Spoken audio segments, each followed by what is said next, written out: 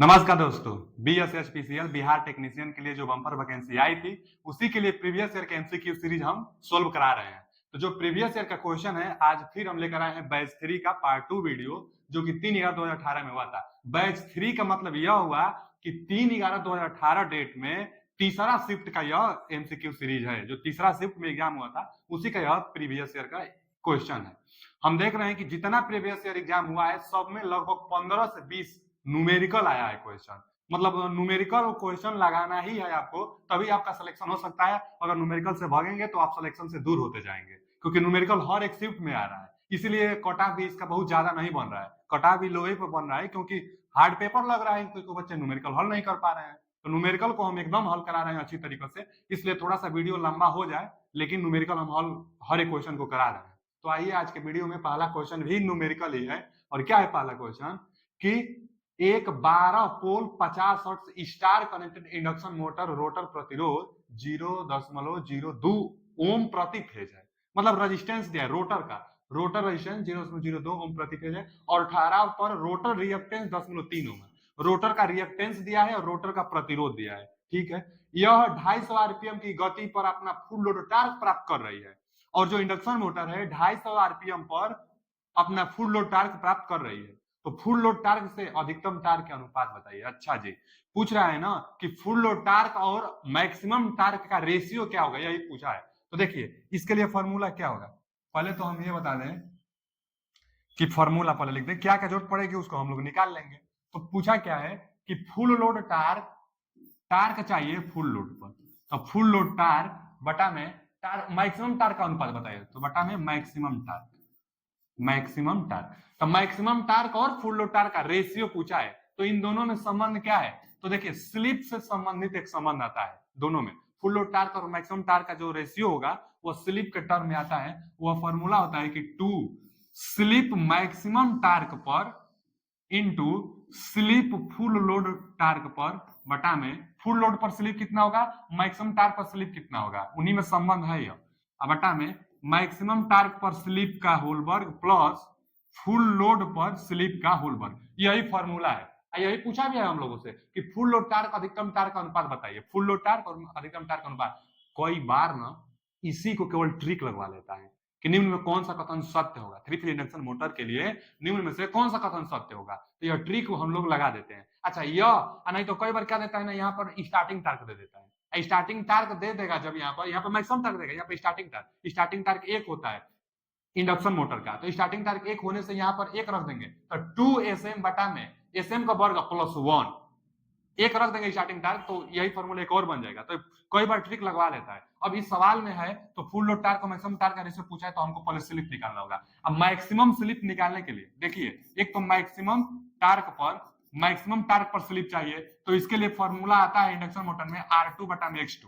हम लोग सब लोग को पता है कि यह रोटर का रेजिस्टेंस और रोटर का रिएक्टेंस अब सवाल में दिया है, रोटर का प्रतिरोध और रोटर का रिएक्टेंस। तो कितना दिया है रोटर का प्रतिरोध, तो 0.02 और बटा में 0.3। इसको हल कर लेंगे और जितना आएगा हम लोग क्या कर देंगे, इसका हल इसका मतलब यहाँ पर मान भर देंगे। तो कितना रहे, तो 0.0 कितना रहे, तो 0.067 ये किसका मान आ रहा है, तो मैक्सिमम टार्क पर स्लिप का। अच्छा और एक तो मान निकालना है फुल लोड पर स्लिप का मान निकालना है, फुल लोड पर स्लिप का मान। तो इसको भी हम लोग निकाल देते हैं। देखिए स्लिप चाहिए फुल लोड पर। अच्छा स्लिप का पहले फॉर्मूला क्या होता है, तो स्लिप का फॉर्मूला होता है synchronous speed minus rotor speed बटा में सिंक्रोनस स्पीड, हम लोग को पता है। तो यहाँ पर हम लोग मान भर देंगे। मान भरने के लिए क्या भरेंगे इसमें, तो देखिए सिंक्रोनस स्पीड कितना होगा, सवाल में दिया है 12 पोल 50 हर्ट्ज के लिए। तो 12 पोल के लिए स्पीड 500 आरपीएम आता है, नहीं तो आप निकाल भी सकते हैं 120 एफ बटा में पी से। 120 एफ फ्रीक्वेंसी बटा में पी पोलो की संख्या 500 आरपीएम आएगा। फॉर्मूला हम लिख देते हैं, कितना होता है, तो 120 एफ बटा में पी, किसके लिए, तो सिंक्रोनस स्पीड के लिए। तो 12 पोल के लिए यहाँ पर 12 रखेंगे, यहाँ पर 50, तो 500 आरपीएम आएगा, 500 आरपीएम। तो यहां पर कितना रख देंगे, 500 RPM minus rotor speed, rotor speed दिया है ना 250 आरपीएम की गति पर अपना फुल लोड टार्क प्राप्त कर रही है। फुल लोड टार्क है इसीलिए फुल लोड पर स्लिप आ रहा है, तो कितना 250 आरपीएम पर। तो 250 आरपीएम, अब बटा में सिंक्रोनस स्पीड यानी 500, तो यहाँ से घट जाएगा तो कितना आएगा 250 बटा में 500, और 250 बटा में 500 मतलब 1/2, 250 बटा में 500 मतलब 1/2 का मतलब 10/5, तो 10/5 आ गया फुल लोड पर स्लिप। अब मान भर देंगे, आ जाएगा जो पूछा है, मान भर देते हैं। ये तो ये कितना आया है, मैक्सिमम टार्क पर स्लिप कितना है, तो 0.067 आया है, 0.067, और ये कितना आया है तो 10.5 फुल लोड पर स्लिप था। अब बटा में, अब यहाँ पे इसका वर्ग, तो 0.067 का वर्ग प्लस 10.5 का वर्ग, इसी को हल करना है। अब इसको तो हल सब लोग कर सकते हैं, इसको हल करने के बाद जो आ रहा है रीडिंग 10.24 रीडिंग आ रहा है, 10.24, तो इसका आंसर हो जाएगा 0.24। पूछा क्या है इसमें कि फुल लोड टार्क और अधिकतम टार्क का अनुपात, तो फुल लोड टार्क और मैक्सिमम टार्क का रेशियो कितना हो जाएगा, तो 0.24। तो आते हैं अगले क्वेश्चन की तरफ। अगला क्वेश्चन है कि डायरेक्ट ऑनलाइन स्टार्टर, मतलब डीओएल का फुल फॉर्म में होता है डायरेक्ट ऑनलाइन स्टार्टर, यह 5 एचपी से कम के लिए प्रयोग किया जाता है, 5 एचपी से ज्यादा के लिए क्या जाता है, तो मैनुअल स्टार्ट डेल्टा स्टार्टर, फिर ऑटोमेटिक स्टार्ट डेल्टा स्टार्टर आता है, तो वो सब अलग की बात है। लेकिन direct online starter motor time delay fuse का अधिकतम आकार क्या होना चाहिए, तो डायरेक्ट ऑनलाइन स्टार्टर में एक लगा होता है, तो लगा होता है time delay fuse. Time delay fuse का कार्य क्या होता है, तो कुछ समय के बाद कॉइल को ट्रिप कराता है और सर्किट ब्रेकर को ओपन करा देती है यह। लेकिन यहाँ पर टाइम डिले फ्यूज के नाम से पता चला है कि टाइम डिले, कुछ टाइम डिले करेगी, उसके बाद फ्यूज का काम करेगा, मतलब कॉइल को ट्रिप कराएगा। तो इसका अधिकतम आकार क्या होना चाहिए, तो यही होना चाहिए इसका अधिकतम आकार। इसका जो अधिकतम आकार होता है 300% का full load current, full load current का 300% होता है। एक आता है नॉन टाइम फ्यूज रिले, जो एक आता है non time delay fuse relay, यह 175% का फुल लोड लाइन करंट होता है। इसका अधिकतम आकार कितना होता है, देखिए दो हम क्वेश्चन बता रहे हैं, एक नॉन टाइम डिले फ्यूज जो कि 175% फुल लाइन लोड करंट का होता है, और एक बताए हैं टाइम डिले फ्यूज, तो जो टाइम डिले फ्यूज होगा यह 300% होगा फुल लोड करंट का। तो यही पूछा है कि टाइम डिले फ्यूज तो 300% होता है फुल लोड करंट का, तो A option is a right answer.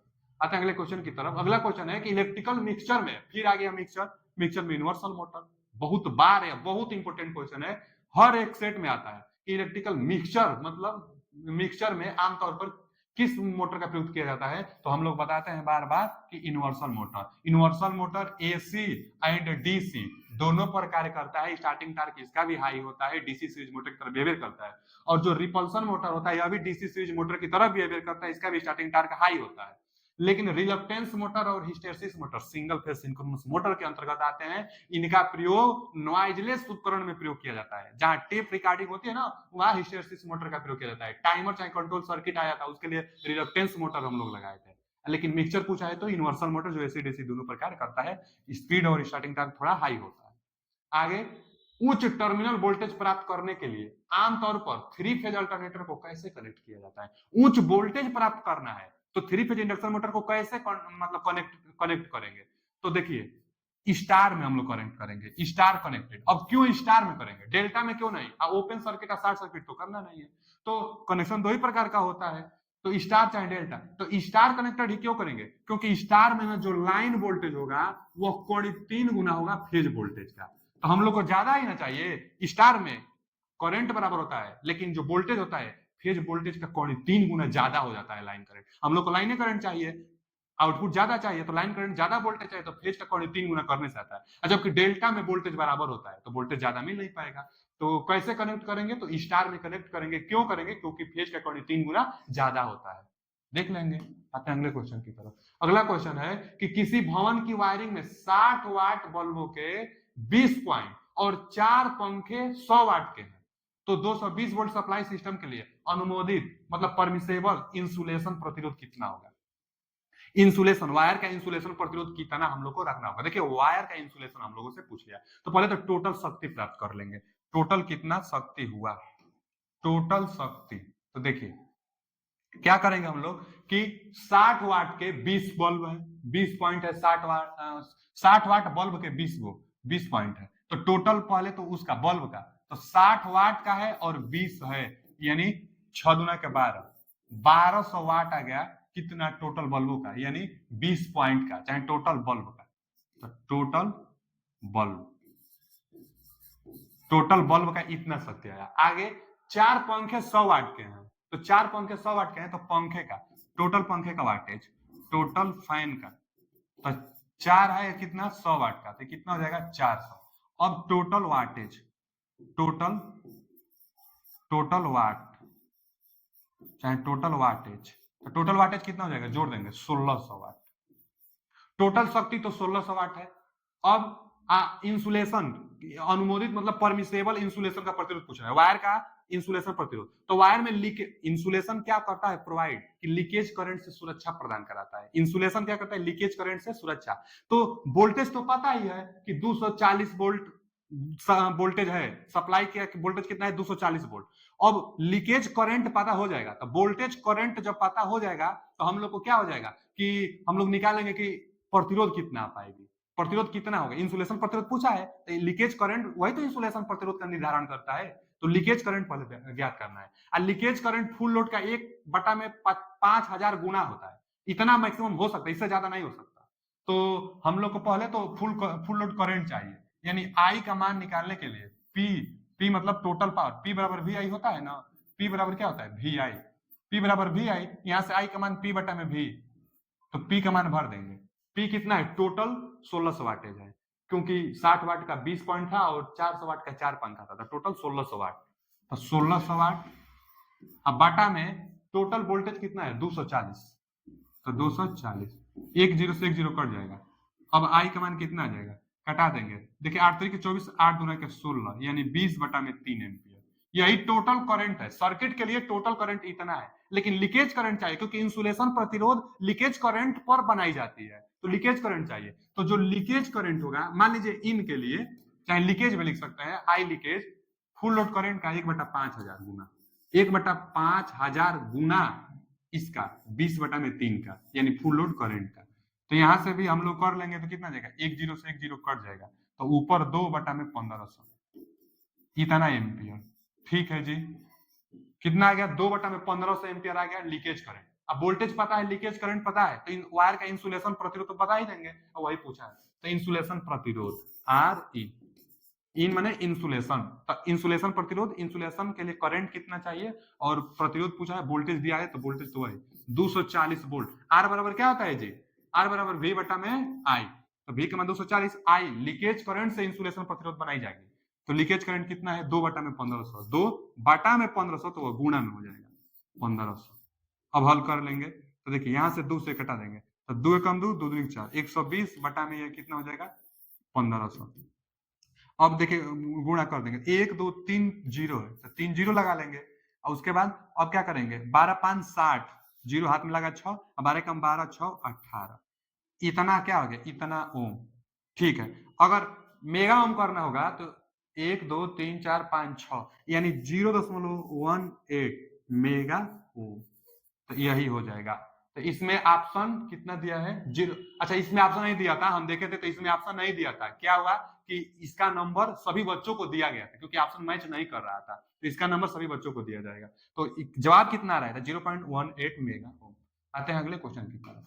जो अगला क्वेश्चन है कि 6600 volt 50 hertz 3 phase turbo alternator में स्टेटर बाइंडिंग फैक्टर 0.955 है, यदि फ्लक्स प्रति पोल 1.2 वेबर है, और स्टेटर बाइंडिंग में प्रति फेज टर्न की संख्या की गणना करिए। अच्छा जी, देख लीजिए पूछा क्या है कि प्रति फेज टर्न की संख्या की गणना कीजिए, टर्न की संख्या। तो अल्टरनेटर में इंड्यूस ईएमएफ के लिए क्या फॉर्मूला आता है, इंड्यूस ईएमएफ के लिए जो फॉर्मूला आएगी कि 4.44, फॉर्मूला तो सबको पता है, के डब्ल्यू जो फैक्टर होता है, उसके बाद फ्रीक्वेंसी, उसके बाद टोटल मतलब पर फेज जो फ्लक्स आती है, फ्लक्स गुणे पर टर्न, टर्न की संख्या। तो यहां से मान भर देंगे। इंड्यूस वोल्टेज दिया है ना 6600 वोल्ट, 6600 वोल्ट इंड्यूस हो रही है, और 4.44 फैक्टर भी दिया है ना हम लोग के पास, देखिए ना दिया है बाइंडिंग फैक्टर 0.955, 0.955, के डब्ल्यू मतलब बाइंडिंग फैक्टर, तो 0.955। हर्ट्स कितना दिया है, 50 हर्ट्स दिया है।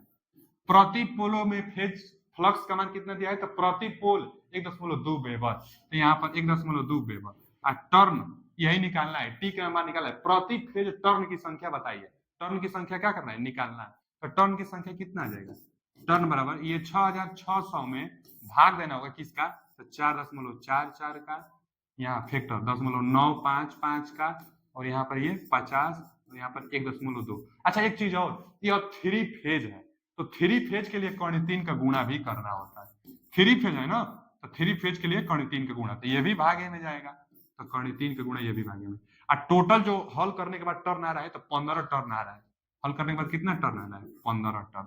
इसमें से ऑप्शन कौन सा? A option is right answer. 15 turn total इसका राइट आंसर है। आते हैं अगले क्वेश्चन की तरफ। फॉर्मूला याद रहेगा तो न्यूमेरिकल हल कर लेंगे। हमारा काम वही है कि कैसे न्यूमेरिकल हल होगा इसी को समझाना, न्यूमेरिकल से भागना नहीं। जो भी एग्जाम अब तक हुआ है इसका पेपर टफ आता है, तब के लिए पढ़ाई करना होगा, और न्यूमेरिकल जरूरी है सोल्व करने के लिए और नंबर ज्यादा उठाने के लिए। तो न्यूमेरिकल ही हम हल, न्यूमेरिकल पर ज्यादा हम फोर्स दे रहे हैं इसलिए क्योंकि न्यूमेरिकल अगर आप एक सवाल लगा लेंगे तो उस टाइप का और आगे जितना सवाल आएगा आप बना लेंगे, इसलिए हम फॉर्मूला सहित न्यूमेरिकल सोल्व करा रहे हैं। क्या है अगला क्वेश्चन कि उस अधिकतम टार्क को क्या कहा जाता है जो एक तुल्यकाली मोटर स्थिर अवस्था में रेटेड वोल्टेज और आवृत्ति पर रोटर की किसी भी कोणीय स्थिति में विकसित होता है। ठीक है जी, देखिए इंग्लिश में पढ़ लीजिए। The maximum torque which synchronous motor, synchronous motor में जो मैक्सिमम टार्क बन रही है उसको आप क्या कहेंगे? लेकिन develop at rest of any angular position, पहले नंबर तो रेस्ट में है, उसके बाद एनी मतलब किसी भी एंगुलर पोजीशन में रोटेट कर रही है रेटेड वोल्टेज एंड फ्रीक्वेंसी पर। मतलब कह रहा है कि अधिकतम टार्क को क्या कहा जाता है जो तुल्यकाली मोटर, सिंक्रोनस मोटर के अधिकतम टार्क को क्या कहा जाता है जो स्थिर अवस्था में रेटेड वोल्टेज और फ्रीक्वेंसी सप्लाई पर कोणीय विस्थापन कर रही है। तो स्थिर अवस्था में भी है और रेटेड वोल्टेज सप्लाई दे रही है तो कुछ ना कुछ एंगल विस्थापित कर रही है, इसको लॉक्ड हम लोग कहते हैं टार्क ना, तो यही locked rotor torque. A option is right answer. Locked है, इस रेस्ट अवस्था मतलब लॉक्ड किया गया है, उसको लॉक किया गया है, तो लॉक्ड रोटर टार्क, जो टार्क बनेगी रोटर पर तो लॉक्ड अवस्था में है क्योंकि रेस्ट अवस्था बोला है। रेटेड वोल्टेज और फ्रीक्वेंसी पर एंगुलर मूवमेंट थोड़ा सा कर रहा है, तो जो मैक्सिमम करेगा वही इसका लॉक्ड रोटर टार्क कहलाएगा। तो A option is right answer. अगला क्वेश्चन क्या है कि यदि स्टेटर एमएमएफ घूर्णक फ्लक्स की तरह ही समान गति में घूमता है तो स्टेटर एमएमएफ और घूर्णक फ्लक्स मतलब रोटर फ्लक्स के बीच की सापेक्ष गति बताइए। भैया रोटर फ्लक्स और स्टेटर एमएमएफ दोनों समान गति से है, मतलब रिलेटिव स्पीड 0, तो वह रिलेटिव स्पीड ही पूछा है, सापेक्ष गति तो रिलेटिव स्पीड 0 क्योंकि समान गति से। कोई भी दो वस्तु समान स्पीड से अगर एक ही दिशा में जा रहे हैं तो रिलेटिव स्पीड क्या होगा? 0 होगा। समान स्पीड से जा रहे हैं तो रिलेटिव स्पीड सापेक्ष गति 0 होगा। आपको मोशन करती हुई वस्तु नहीं दिखाई देगी, अगर आप ही के स्पीड से कोई बंदा जा रहा है, जितना स्पीड से आप है उतना स्पीड से अगर वो है तो वो आपको स्थिर दिखेगा, चाहे उसको आप स्थिर दिखेंगे क्योंकि सापेक्ष गति 0 आएगी। वही पूछा, यहां भी पढ़ लीजिए कि what is the relative speed. Relative speed क्या होगा? Achieve between the stator MMF and rotor flux is stator MMF revolving at the same speed as the rotor flux. Rotor flux जो कि सेम स्पीड से है किसके? तो stator के MMF के। स्टेटर के एमएमएफ से रोटर स्पीड सेम स्पीड में है तो रिलेटिव स्पीड 0 आएगी। इसमें से 0, C option is right answer. C option है कि तुल्यकाली मोटर में प्रारंभिक टार्क और रनिंग टार्क के बीच अनुपात क्या होगा? भैया जो सिंक्रोनस मोटर होता है वो सेल्फ स्टार्टेड नहीं होता है, जब सेल्फ स्टार्टेड नहीं होता तो स्टार्टिंग टार्क उसका 0 होता है। स्टार्टिंग टार्क 0 का रेशियो पूछा है, प्रारंभिक टार्क मतलब स्टार्टिंग टार्क और रनिंग टार्क का रेशियो तो 0 आएगा क्योंकि स्टार्टिंग टार्क 0 है, स्टार्टिंग टार्क ही 0 है तो रेशियो उसका 0 नहीं आएगा। स्टार्टिंग टार्क और रनिंग टार्क का रेशियो पूछा है तो स्टार्टिंग टार्क 0, इसलिए रेशियो भी इसका 0 आएगा। अगला क्वेश्चन क्या है? अगला क्वेश्चन है कि प्रोग्रेसिव लैप या वेव बाइंडिंग में फ्रंट पिच कितनी होती है? देखिए बाइंडिंग दो प्रकार से होती है, कौन कौन? तो एक तो प्रोग्रेसिव और एक रेट्रोग्रेसिव। तो जो प्रोग्रेसिव होता है वह कैसे होता है? देखिए हम दोनों को बता देते हैं। यहां पर मान लीजिए एक कम्यूटेटर हो गया और इस सेगमेंट ये लगा है, ठीक,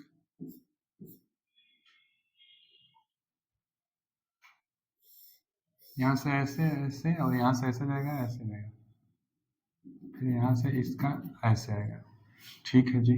यहाँ से ये ऐसे ऐसे ऐसे ऐसे, फिर यहाँ से ये ऐसे आएगा और ये कहाँ आ जाएगा? इसके ऊपर आएगा। तो देखिए जो ये बाइंडिंग होती है ना, अब इसी पर हम दोनों बता दे रहे हैं, एक तो प्रोग्रेसिव होता है एक रेट्रोग्रेसिव होता है। तो प्रोग्रेसिव क्या होगा? पहले बैक पिच और आपको फ्रंट पिच समझना होगा।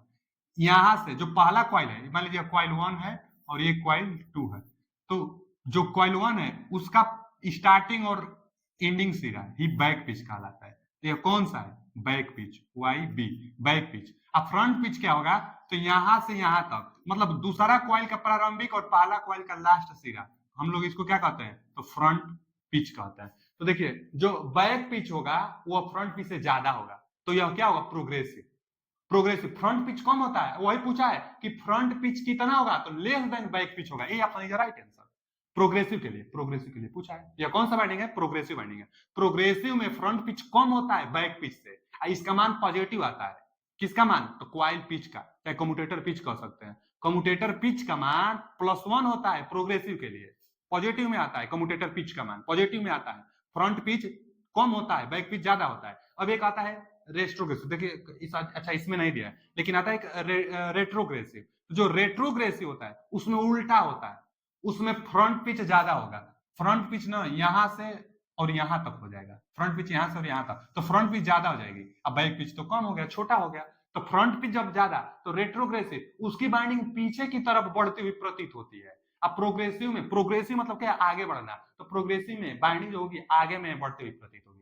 तो प्रोग्रेसिव में आगे में बढ़ती हुई प्रतीत होगी, रेट्रोग्रेसिव में पीछे में बढ़ती हुई प्रतीत होती है। तो यहाँ पर प्रोग्रेसिव पूछा है। अब प्रोग्रेसिव के लिए वही बाइंडिंग है, फ्रंट पिच ज्यादा होता है। रेट्रोग्रेसिव के लिए कम्यूटेटर पिच का मान -1 होता है, जबकि प्रोग्रेसिव जो यहाँ पर दिया है, प्रोग्रेसिव बाइंडिंग के लिए कम्यूटेटर पिच का मान +1 होता है। तो कम्यूटेटर पिच पॉजिटिव में प्रोग्रेसिव में होगा और रेट्रोग्रेसिव में निगेटिव में होगा। अगला क्वेश्चन क्या है? 6 पोल मशीन के लिए फुल पिच बाइंडिंग का क्वाइल पिच स्पैन क्या होगा? अच्छा, क्वाइल स्पैन क्या होगा? तो क्वाइल स्पैन मतलब दूरी होता है, डिस्टेंस होता है। तो क्वाइल स्पैन मतलब ना क्वाइलों के बीच की दूरी, पोलों के बीच की दूरी, यही समझ लीजिए आप। अब अच्छा और दिया क्या है? फुल पिच बाइंडिंग का क्वाइल स्पैन बताइए। तो क्वाइल स्पैन बताना है, मैंने मैकेनिकल एंगल आपसे पूछा है। स्पैन मतलब डिस्टेंस होता है, एंगल में डिस्टेंस बताना होता है। तो क्वाइल स्पैन, क्वाइल से हम लोग पोल बनाते हैं, तो पोल का डिस्टेंस यानी क्वाइल का डिस्टेंस, क्वाइल स्पैन मतलब क्वाइल का डिस्टेंस, मतलब मैकेनिकल एंगल पूछा है। अब फुल पिच के लिए इलेक्ट्रिकल एंगल 180 डिग्री होता है। 6 पोल दिया है, 6 पोल मशीन के लिए देखिए फॉर्मूला आता है, थीटा ई बराबर इलेक्ट्रिकल डिग्री बराबर थीटा मैकेनिकल गुणे पोलों की संख्या बटा में 2। अब मान भर देंगे। इलेक्ट्रिकल डिग्री कितना होता है बचा? 180 अंश होता है। यहां हम हल कर दे रहे हैं। थीटा ई बराबर थीटा एम गुणे पी बटा में 2। तो इलेक्ट्रिकल डिग्री 180 अंश होता है, मैकेनिकल डिग्री पूछा है, क्वाइल स्पैन मतलब मैकेनिकल डिग्री पूछा है, और यहाँ पर पोलो की संख्या कितना दिया है? 6 पोलो की संख्या दिया है बटा में 2। तो यहां से कटा देंगे, तो ये 2 तिहाई 6 हो जाएगा, 3 और 3 छके 18, 60 अंश आ रहा है। क्वाइल स्पैन कितना रहा है? 60 डिग्री, 60 डिग्री, 60 डिग्री मैकेनिकल, देखिए एक मैकेनिकल भी लिख दिया। मैकेनिकल डिग्री कितना आ जाएगा? तो 60 डिग्री। तो D option is right answer. Formula आप दिमाग में बैठा लीजिए, कभी कभी फॉर्मूला ही पूछ देता है कि इलेक्ट्रिकल डिग्री और मैकेनिकल डिग्री में संबंध बताइए। पी पोलो की संख्या है। आते हैं अगले क्वेश्चन की तरफ। जो अगला क्वेश्चन है कि आप अपने घर के लिए 2.5 टन का एयर कंडीशनर मतलब एसी खरीदने की योजना बना रहे हैं। 2 एसी 1.5 टन का, हम बताए थे एक दिन कि जो एसी होती है टन में मेजर की जाती है। क्यों? क्योंकि पहले जो घर होता था उसको ठंडा करने के लिए बर्फ का इस्तेमाल किया जाता था, और माना जाता था कि 1 टन बर्फ 24 घंटा घर को ठंडा करता था। तो उसी उसी उसी से लिंक करके एसी का मात्रक टन बता दिया गया। तो 1.5 टन का है, 1.5 टन का एयर कंडीशनर खरीदने की योजना बना रहे हैं, जिसमें हर एक का योजना 1000 वाट से अधिक है। होगा ही भैया, 1 टन जो होता है ना वही 1500 वाट, 1200 वाट, 1600 वाट का आ जाता है 1 टन। ये तो 1.5 टन है, यह 2000 वाट के आसपास होगा। 1.5 टन का जो मान होगा, कितना वाटेज होगा, तो 2000 के आसपास वाटेज होगा। तो 1.5 टन का 2 एसी आप लगा रहे हैं, 1000 वाट से अधिक है, बोल भी दिया है। एयर कंडीशनर लगाने के लिए कितने पावर सब सर्किट की आवश्यकता होगी? तो पावर सब सर्किट, एक पावर सब सर्किट में मैक्सिमम 3000 वाट हो सकता है, 2 पॉइंट और 3000 वाट हो सकता है। और लाइट फैन सब सर्किट आता है तो 800 वाट और 10 पॉइंट। यहाँ लाइट फैन सब सर्किट की बात नहीं है, यहाँ पावर सर्किट की बात है। पावर सर्किट एक पॉइंट के लिए 3000 वाट, और यहाँ 1.5 टन का एसी आप लगाएंगे और वो 2 लगाएंगे तो 3000 वाट से ज्यादा हो जाएगा। हम मान लेते हैं कि 2000 वाट का एक है, 1.5 टन का एक एसी 2000 वाट का है, तो 2 एसी आपको लगाना है, तो 2 दूना के 4000 वाट हो गया ना। तो पावर सब सर्किट 2 बनाना होगा, क्योंकि एक पावर सब सर्किट में 3000 वाट अलाउे है, एक पावर सब सर्किट में 3000 वाट। आपके पास 2 एसी 4000 वाट के आसपास आ रही है, तो 2 पावर सब सर्किट लगानी ही होगी। तो कितने पावर सब सर्किट लगानी होगी? तो 2 पावर सब सर्किट आपको घर में बनानी होगी। 2 बोर्ड मतलब कि पावर सब सर्किट का लगाना होगा। अगला क्वेश्चन क्या है कि मिलान कीजिए विभिन्न उद्देश्यों के प्रतिबंध के मूल में क्या दिया है कि लूमेन प्रति मीटर स्क्वायर संदर्भ में मिलान कीजिए। अच्छा, मिलान करना है। ये क्या दिया है? Precision work. प्रिसीजन मतलब सूक्ष्म कार्य करने के लिए। तो सूक्ष्म कार्य करने के लिए, जैसे घड़ी बिगड़ गया है और घड़ी को बनाना है, तो वहां पर रोशनी अच्छा चाहिए। प्रिकॉशन मतलब क्या होता है? एकदम सूक्ष्म कार्य के लिए। प्रिसीजन वर्क के लिए, सूक्ष्म कार्य के लिए जो लाइटनिंग होगी सबसे ज्यादा, और सबसे ज्यादा यहाँ एक ही है 500 से ज्यादा। तो ए का बी सब में है, ए का बी ठीक है। आगे फाइन एंग्रेविंग। देखिए जो इनग्रेविंग होती है ना जी, यह पत्थर पर काला आकृति बनाने के लिए कहते हैं। इनग्रेविंग को किसको कहते हैं? इनग्रेविंग मतलब क्या होता है? तो पत्थर पर जो चित्र उत्र बनाई जाती है, काला आकृति पत्थर पर डिजाइन की जाती है उसको, तो इसके लिए भी रोशनी अच्छा चाहिए। तो इसके जस्ट बाद रोशनी देखिए यहां पर है। तो दूसरा का ई सब में है। ठीक है, अब तक तो सब सही है। आगे आगे देखिए भाई, अच्छा इसको रेलवे प्लेटफॉर्म को देखिए, ज्यादा रोशनी की आवश्यकता नहीं होती है रेलवे प्लेटफॉर्म पर। और एडिटोरियम जो होता है, एडिटोरियम जो सभागार होती है, इसमें कुछ ठीक ठाक रोशनी चाहिए। तो सभागार के लिए ना 20 से 40 ले लीजिए, और रेलवे प्लेटफॉर्म के लिए 5 से 10 क्योंकि कम चाहिए। तो यानी 5 का ए ऑप्शन, 5 का ए इसमें भी है और इसमें भी है। अच्छा ठीक है, तो एडिटोरियम के लिए कितना? 20 से 40, क्योंकि सभागार में बहुत ज्यादा नहीं चाहिए लेकिन कुछ ठीक ठाक चाहिए। तो 4 का सी इसमें है, इसलिए ये ऑप्शन सही है, ये ऑप्शन गलत है, यानी B option is right answer. देखिए पहला का भी, दूसरा का ही, और तीसरा का डी बच गया। तीसरा प्रूफ रीडिंग, तीसरा का डी बच गया। तो रीडिंग के लिए भी कुछ ठीक ठाक चाहिए रोशनी, तो 100 से 200 लूमेन प्रति मीटर स्क्वायर। तो हम लोग मिलान कर लेंगे, 3-4 आप जानते रहेंगे तो बाकी सब मिलान ही कर लेंगे। तो कौन सा होगा ऑप्शन? इसका बी ऑप्शन होगा। मैच कर सकते हैं आप, लिंक भी कर सकते हैं कि हाँ कितना रोशनी किस काम के लिए चाहिए। आगे गैस डिस्चार्ज लैंप प्रकाश। पहले तो गैस डिस्चार्ज जो लैंप होती है उसको इलेक्ट्रिकल सप्लाई से गैस को आयनाइज की जाती है, और गैस आयनाइज होगा तो रोशनी देगी। गैस को आयनाइज की जाती है। अच्छा कौन सा गैस होता है? तो हीलियम, मतलब जो अक्री गैसें होती है ना ज्यादातर, जैसे नियान, आर्गन, क्रिप्टन, ये सब हो गया, तो ये अक्री गैस भरी जाती है। नियान ज्यादा, तो अक्री गैस। फिर सोडियम भी भरी जाती है, मरकरी भी भरी जाती है। तो इनको क्या इलेक्ट्रिक सप्लाई देकर आयनाइज की जाती है, उसके बाद डिस्चार्ज होकर रोशनी प्रदान करते हैं। तो वही डिस्चार्ज का मतलब क्या होता है? डिस्चार्ज का मतलब यही होगा कि आयनाइज होना। यह ना सोचना कि बैटरी जैसे डिस्चार्ज हो जाती है तो आयन डिस्चार्ज होते होंगे। आयन डिस्चार्ज का मतलब यह हुआ कि आयनाइज हो जाना। आयनाइज हो जाना ही डिस्चार्ज कहलाता है। तो वही पूछा है कि गैस डिस्चार्ज लैंप प्रकाश का उत्सर्जन किसके माध्यम से? एक इलेक्ट्रिकल डिस्चार्ज भेजकर कर सकते हैं। तो भैया आयनाइज गैस, आयनाइजेशन रोशनी आप बनाएंगे, दिया है गैस डिस्चार्ज लैंप प्रकाश का उत्सर्जन। गैस डिस्चार्ज लैंप में प्रकाश का उत्सर्जन कैसे करेंगे आप? तो गैस का आयनाइज्ड गैस करके, आयनाइज गैस करके आप प्रकाश का उत्सर्जन करेंगे। तो B option is right answer. अगला क्वेश्चन क्या है कि 16 मीटर बाई 12 मीटर, 16 मीटर गुणे 12 मीटर के कमरे के फर्श पर 40 लक्स का प्रकाश किया जाना चाहिए, चाहे किया जाता है। 40 लक्स चाहिए इतना फर्श पर। तो कमरे में इस प्रकाश को पैदा करने के लिए 15 लैंप की आवश्यकता है। अच्छा इतना भाई 16/12 जो रूम है उसमें 40 लक्स रोशनी चाहिए, उसके लिए 15 लैंप की आवश्यकता भी है। प्रकाश उत्सर्जन 40% फर्श पर पड़ता है, मतलब यूटिलाइजेशन फैक्टर। प्रकाश उत्सर्जित प्रकाश का 40% फर्श पर पड़ता है। 15 लैंप लगे हैं लेकिन 40% फर्श पर आ रही है, तो यूटिलाइजेशन फैक्टर दिया है 40%। तो कैंडल में लैंप की शक्ति कितनी होगी? तो प्रति लैंप कैंडल पावर में बताना है आपको कि कितना शक्ति होगी प्रति लैंप की। वही पूछा है कि कैंडल में लैंप की शक्ति बताइए। ठीक है, देखिए इसका सोल्यूशन हम कर देते हैं।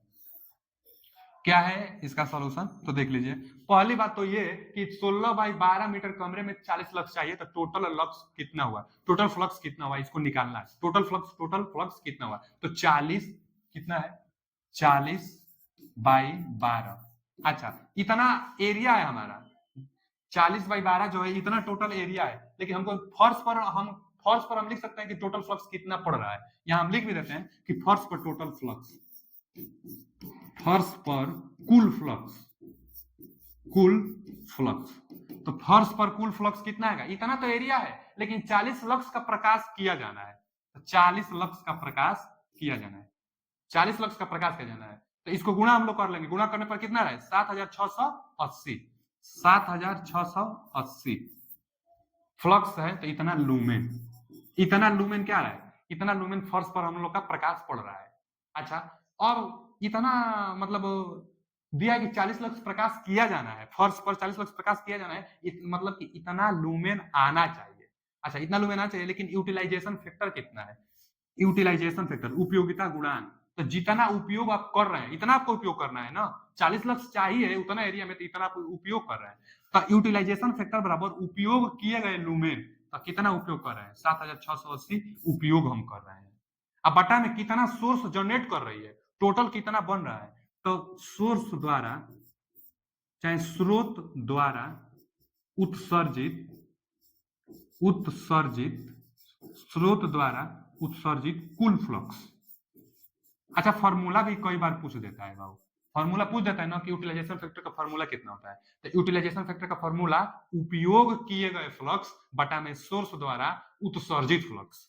उपयोग किए गए फ्लक्स बटा में सोर्स द्वारा उत्सर्जित फ्लक्स। इसका मान 1 से हमेशा कम आता है, क्योंकि सोर्स ज्यादा ना उत्सर्जित करेगा और आपके पास कम पहुंचेगा। हम लोग को इतना एरिया या 40 लक्स चाहिए, तो टोटल कितना उपयोग करना है? इतना उपयोग करना है, तो उपयोग किए गए और टोटल उत्सर्जित हमको तो अभी निकालना है। 15 लैंप है, तो एक लैंप कितना निकलेगा इसको भी प्राप्त करना है। तो पहले इतना उपयोग कर रहे हैं, तो टोटल उत्सर्जित फ्लक्स कितना आएगा बता लेंगे, क्योंकि यूटिलाइजेशन फैक्टर 40% दिया है।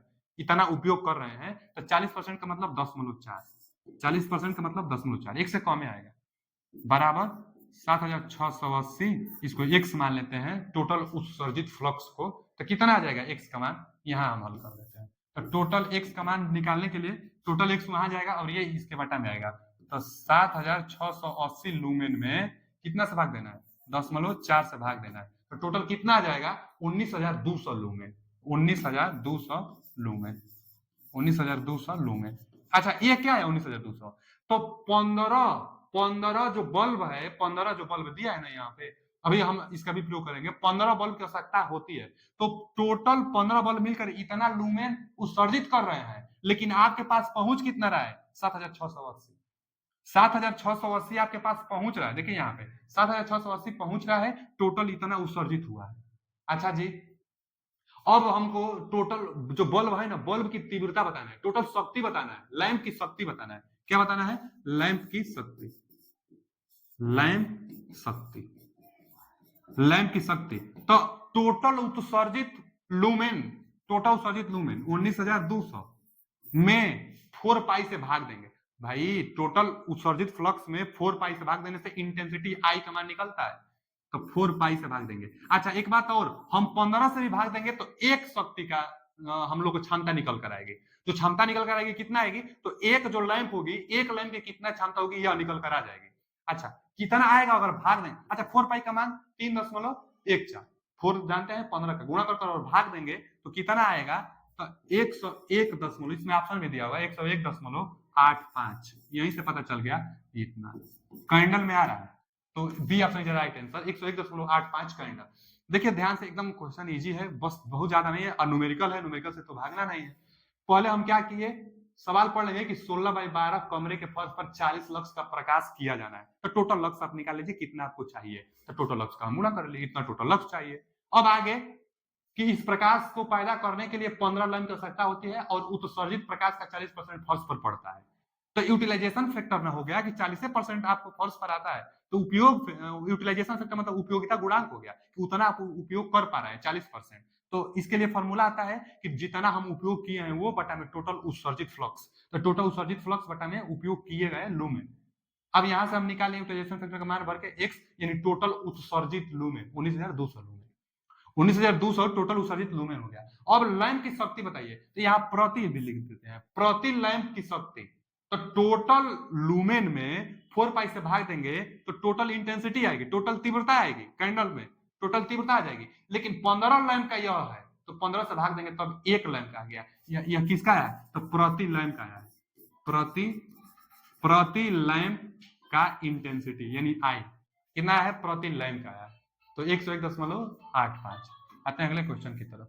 अगला क्वेश्चन है, किस तरह के वायरिंग में परिवर्तन करना आसान होता है? भैया क्लीट वायरिंग। जो क्लिट वायरिंग होते हैं ना, यह टेम्पररी है। टेम्पररी मतलब वायरिंग है, मतलब ये कि इसको जो नहीं किल 60 सेमी की दूरी पर किल ठोक कर हम लोग बाइंडिंग करते हैं, तो वही है क्लिट वायरिंग। क्लिट वायरिंग एक अस्थायी वायरिंग है जो कि टेम्पररी के रूप में, मतलब बस काम चलाने के लिए इसका प्रयोग किया जाता है, मेला ठेला में इसका प्रयोग किया जाता है काम चलाने के लिए। यह अस्थायी वायरिंग नहीं है, क्लिट वायरिंग सबसे सस्ता वायरिंग भी है, सबसे सस्ता वायरिंग क्लिट वायरिंग। आगे क्या है कि ट्रैक्शन प्रणाली में निम्नलिखित में से, अच्छा इसमें और अगर देखा जाए तो जैसे कंड्यूट आया है, बैटन आया है, और क्या है केपिंग केसिंग बोला जाता है इसको। तो केपिंग केसिंग ये सब के सब परमानेंट है, मतलब अस्थाई है। अच्छा होता है सबसे ज्यादा तो कंसील्ड में एक कंड्यूट आता है, तो कंसील्ड में कंड्यूट सबसे अच्छा, उसके बाद केपिंग केसिंग, उसके बाद बैटन। तो सबसे अच्छा कंसील्ड वायरिंग जो होती है वो होता है, उसके बाद केपिंग केसिंग होता है। आगे क्या है कि ट्रैक्शन प्रणाली में निम्नलिखित में से कौन सी स्टार्टिंग विधि का प्रयोग किया जाता है, तो वेरिएबल स्पीड ड्राइव का। अच्छा स्टेप अप और ऑटो ट्रांसफार्मर, डायरेक्ट ऑनलाइन, ये तो स्टार्टर है भैया, डायरेक्ट ऑनलाइन स्टार्टर है। स्टेप अप ट्रांसफार्मर और ऑटो ट्रांसफार्मर है, एक ही ऑप्शन बच गया, तो बी ऑप्शन होगा। ट्रैक्शन सिस्टम में स्टार्टिंग विधि की वरीयता किसको देते हैं, तो वेरिएबल स्पीड ड्राइव को। इसमें भी डीसी मोटर को ट्रैक्शन में डीसी मोटर की वरीयता दी जाती है, और वो वेरिएबल स्पीड ड्राइव का प्रयोग किया जाता है, क्योंकि ट्रैक्शन में लोड कभी भी घट बढ़ सकता है इसलिए। अगला क्वेश्चन क्या है कि 8 गुणे 10 के पावर 6 मीटर स्क्वायर क्षेत्रफल वाले एक कैचमेंट क्षेत्र के एक हाइड्रो इलेक्ट्रिक पावर स्टेशन में सालाना वर्षा 1.25 मीटर होती है और यील्ड फैक्टर 80% है। प्रति वर्ष इस्तेमाल किया जा सकने वाले जल का आयतन कितना होगा भैया, जल का आयतन बताना है ना।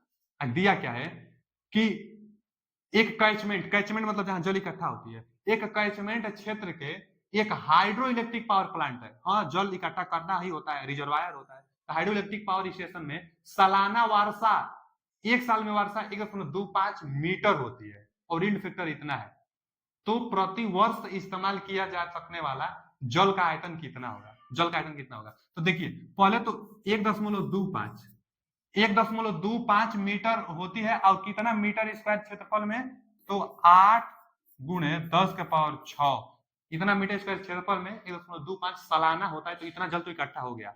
लेकिन कितना उपयोग हुआ, तो यील्ड फैक्टर दिया है, यील्ड फैक्टर 80%, 80% का मतलब कि 10.8 इतना होता है। टोटल आयतन बस बताना है, तो टोटल आयतन बताना है ना, तो इसमें और इसमें गुणा करेंगे तो 1000 आएगा, 3 × 16 यानी 1 आ गया, तो कितना बच गया 8 × 10 के पावर 6 मीटर क्यूब, आयतन है ना तो मीटर क्यूब, 8 × 10 के power 6 metre cube, B option is right answer. आते हैं अगले क्वेश्चन की तरफ।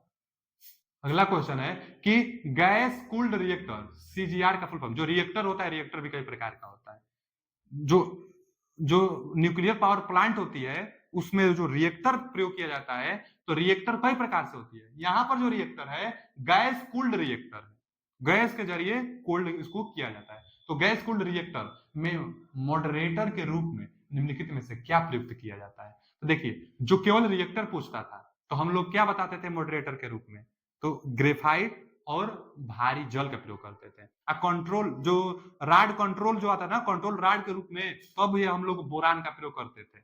लेकिन यहाँ पर पूछा है क्या कि मॉडरेटर वो भी गैस कोल्ड रिएक्टर के लिए, तो ओनली ग्रेफाइट का प्रयोग करते हैं, केवल ग्रेफाइट का, क्योंकि अब गैस कोल्ड है ना, तो गैस कोल्ड है तो भारी जल का प्रयोग हम लोग करते नहीं, तो ग्रेफाइट का प्रयोग कर लेते हैं। तो आज के लिए इतना ही, मिलते हैं आगे का पार्ट अगले वीडियो में, अभी के लिए थैंक यू, धन्यवाद।